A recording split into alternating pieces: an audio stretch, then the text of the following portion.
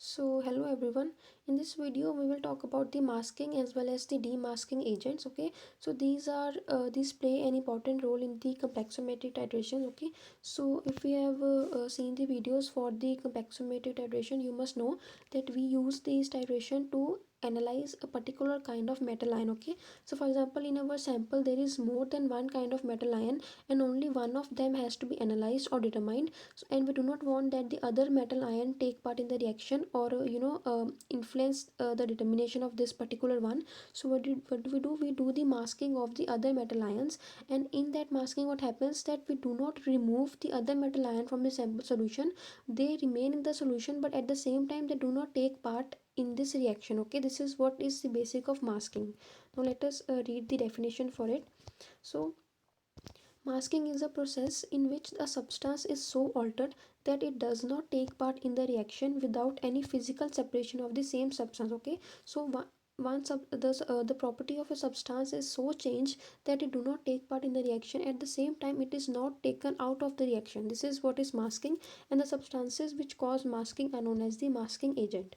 Now let us see an example for it. Okay, firstly let us talk about the need for masking. Why do we need masking? Okay, so it is used to carry out the determination of a metal ion in the presence of another metal ion without later intervening in the reaction. Just now I explained that whenever we have to analyze or determine one metal ion in a solution or a sample which has more than one metal ion, then other metal ions we mask them, okay, without removing them from the solution. This is the need for masking. Now let us see the example. For example is the cyanide ion. Cyanide ion, what they do, they act as a masking agent for masking heavy metals such as zinc and cadmium. So what do they do?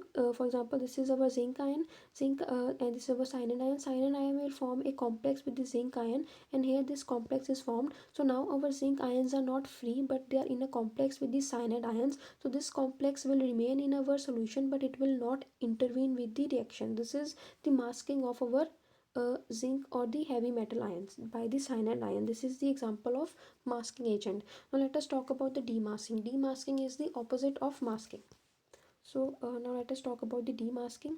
So it is a process in which a masked substances revert back to its ability to take part in the reaction. Okay, this is the opposite of masking. So for example, in the example for masking we have done that zinc it changes into a complex. So now we will demask this complex. Okay, so formaldehyde acetic acid solution is a demasking agent that is used to demask the cyanide complexes of zinc and cadmium. Okay, so in above example what we did, we masked our zinc ions by using cyanide ions. Okay, so for example if we need our zinc ions back, so we need to demask them. So for that again we need a demasking agent, and that demasking agent I have taken here is formaldehyde acetic acid solution. So here is the reaction for it. So this is the formaldehyde acetic acid solution. It will react with the cyanide complexes of zinc, and now what it will do, it will free our zinc ions which can again take part in the reaction. So this is all about masking as well as a demasking, which is important topic for the short questions.